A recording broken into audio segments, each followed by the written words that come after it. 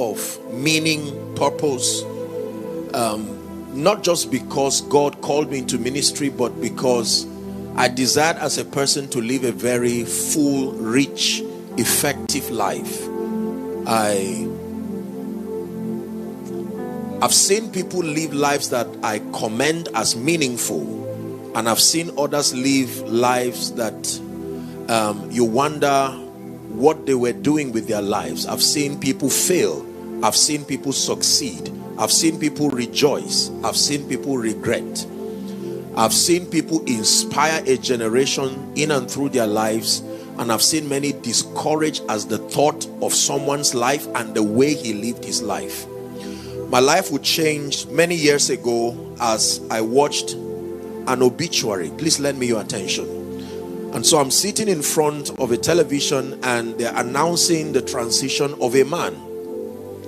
And it's not the way they announce, transitions today. So here I'm sitting, and then they're singing the song, "I'll Fly Away, Oh Glory." And they run a slide. I think they were able to, the man died in his 80s, if I still recall.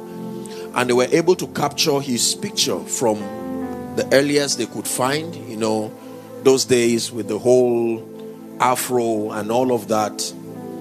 And they started running the slide as a teenager to a young adult, perhaps his middle age, to maybe a grandfather. And they were able to capture the final moments with the children and grandchildren on the bed before he transited.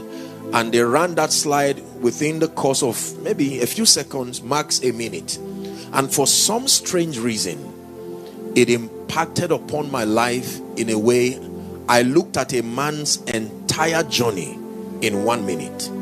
And the scripture that rang into my spirit was, "So teach us to number our days, that we may apply our hearts unto wisdom."